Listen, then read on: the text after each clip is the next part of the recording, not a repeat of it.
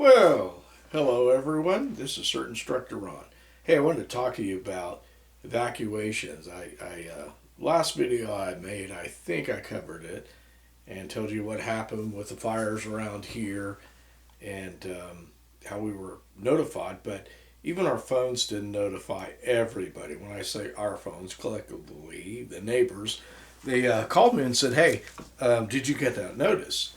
And I got it, but Lynn didn't get it. Don't know why. Um, it could be the service. It could just be the service provider. Who knows? But anyways, and just a recap. When you get one of those notices, um, if you got news, on your TV or something, I would definitely tell you to check it out and see what they're saying. If it comes over your phone, it's probably legit. If not, call the local emergency manager, somebody somewhere, and see if it's legit. Because, as I said before, part of the concern is that people will come to your house, knock on your door, maybe dressed up like CERT or whatever, and say, "Hey, there's a raging fire. It's nearby. You need to get the heck out of here right now." And then, somebody pulls up with a not a UPS truck, but a box truck and loads all your stuff up. You never know. And you come back and the fire never happened and your house is, depleted of your property. It could be jewelry, it could be furniture, guns, whatever. So these kind of things happen. I'm not going to say they happen often, but um, if it happens, you don't have the right communication gear, phones or whatever, or your all the phones are dead, your internet's dead. It really puts you in a bind. So pay attention if you can with what you have. But the other things I'm going to talk about is ham radio. It's good. GMRS is not too bad. It's a secondary. But if you have a radio like that or a handy talkie like that, UV5R, there are things that you can do. You can get your information over them. You can program in certain frequencies into this particular radio and that one and listen to see what's going on, whether it's weather or some alert or something. So that's a couple extra ways. If the power goes off, obviously this radio is probably not going to work, but that one should. In some cases, you can use an external antenna, set up something like that, and give you more range, or use that little antenna on top. It's a mag mount, put it on top of your car. Hopefully, have a metal roof or something on that vehicle.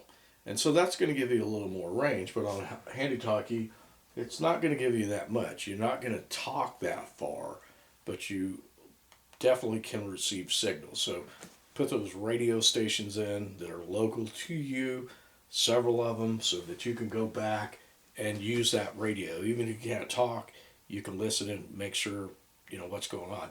So at that point in time, when you get things, you're running. Let's just say your house is going to get demolished by who knows, and the evacuation notice comes, and you leave. Some of the things that you should have extra is, and I always tell people that one is zero and two is one. So what does that mean? So this is a battery recharger for a phone or other devices. You can pick them up, I think, at Walmart's and other places. Some of them come with lights on them, so it doubles as a flashlight. Got to recharge this through a power source. Could be from the electric at your home. Could be your car. So make sure during storm seasons or whatever's going on in your part of the world, make sure you have at least one of these nearby that you can use. With that said, another one I like, and I put this one up, it's Ozark Trails at Walmart. It was about $10. And so I'm not going to tell you it's waterproof, probably water resistant. You can actually charge this by, your car, your wall, whatever, with a USB cord, but it'll also charge your phone. And I can tell you this past year, while deer hunting, that's what I use to charge my phone, and it worked really well. So it's solar. So that's, like I said, two is one, and zero is what you get if you only have one. You drop one, you misplace it, whatever. So those are two of the ones I would recommend because they do hold a charge. That little solar lantern will not only charge your phone, but it also provides light, and it's a renewable source as long as you have light. So it's a good thing. That's one. The other thing you can do, I would tell you, is I talk about that quite a bit, and that is Zello. So with Zello, you have the ability to monitor a lot of things around the world. You can communicate with other people on your channel or other channels that are out there. And so I've got some people on my channel now. This is what it kind of looks like. So you push the microphone there and it beeps, and you can communicate with others, anybody listening. But one of the things that's really good is I'll show you right here. Oh, let's cancel. And what we're going to do is hit that drop down arrow over here. And so it says send location to CERT WX. And so if you were out and about and lost and you didn't know where you were or who could find you or whatever, maybe you're stranded, you just don't know. If you have phone service, again, if the internet is good and operational and you have data, then you could send that location. It's going to tell people exactly where you are. So it's a good thing to have. Those are some of the things that if something goes wrong, you really, really want to have on hand. And I would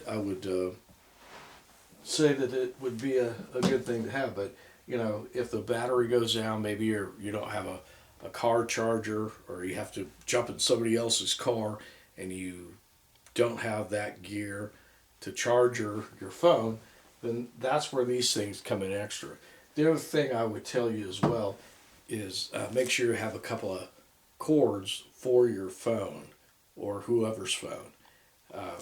That way, if you lose a cord, you've got an extra. So again, take a baggie, put these things in the baggie, roll it up. I've also talked about if you're in an area where there's maybe flooding going on, put your phone inside the baggie, and if something happens, you get swept away, put that phone inside the baggie and call for help, whatever, and they could probably find you through the locating device on your phone. But if your phone's wet and soggy and stops working, well, you're SOL. So yeah, definitely keep a baggie to waterproof your phone. Put it in a pocket.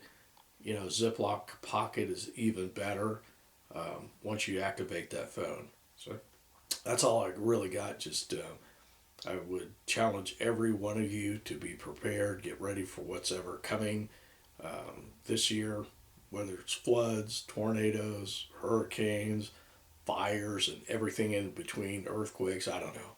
Whatever happens, just make sure you have your stuff together. Make sure when you get into your hidey hole too, that you're going to text a outside friend or neighbor or somebody who knows that you're in your hidey hole. So if they don't hear from you, they're going to come looking. So that's all I got. Just be prepared and stay safe. Peace out.